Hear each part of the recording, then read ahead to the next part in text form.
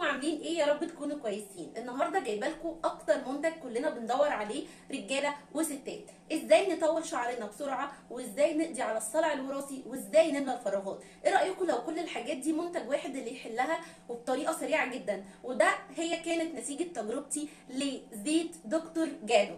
زيت دكتور جادو بعد تجربتي ليه حوالي 3 شهور النتيجه كانت مبهره. نتيجته بتبان بعد 10 ايام، وشعرك بيطول ويتقل حرفيا بعد 45 يوم. وطبعا النتيجه بالنسبه لي انا كانت حلوه جدا، وهي ان شعري طول، يعني طول ملحوظ.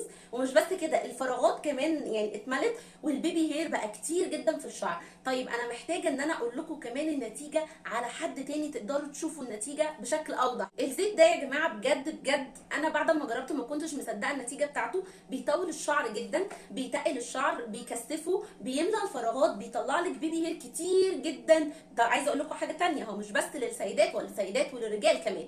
والنتيجه بتاعته بالنسبه لي كانت حلوه جدا، ان انا شعري طول يعني طول ملحوظ في حوالي شهر، وبعد كده كملت وبدا يطول اكتر واكتر، وملالي كل الفراغات اللي كانت هنا، وكمان عمل لي بيبي هير كتير. طيب انا كنت حابه كمان ان انا اوريكم النتيجه على حد تاني تقدروا تشوفوها علشان تصدقوا قد ايه هو فعلا سحر.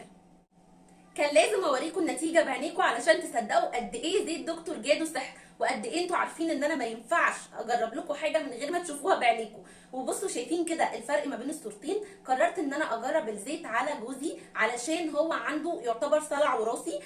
وكان بدا الجزء اللي انتوا شايفينه ده في الصوره قبل كان كل ده فراغات.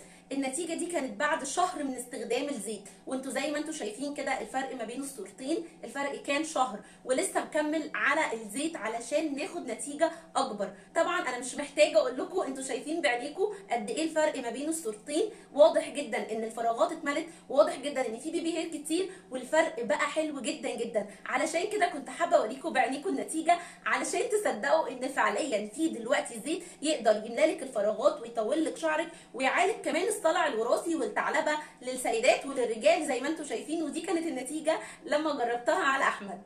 تعالوا بقى اقول لكم ازاي تستخدموا زيت القمر ده. بيستخدم مرتين في الاسبوع، بتغسلوا شعركم كويس جدا، الافضل بشامبو يكون خالي سلفات وصوديوم علشان نطمن ان الفروه نظيفه تمام. وبعد كده بتحطوا كميه مناسبه من الزيت على شعركم، وتبداوا تعملوا مساج لمده 5 دقائق. 5 دقائق مساج عشان الزيت يتغلغل في الفروه. بعد كده بنسيب الزيت من 2 ل4 ساعات، وبعد كده بندخل نغسل شعرنا كويس مرتين في الاسبوع. والنتيجه هتبدا معاكم من اول شهر، ومن اول 45 يوم هتشوفي نتيجه ملحوظه جدا. زي ما انتم شايفين النتيجه اللي انا وريتها لكم دي كانت خلال شهر بس.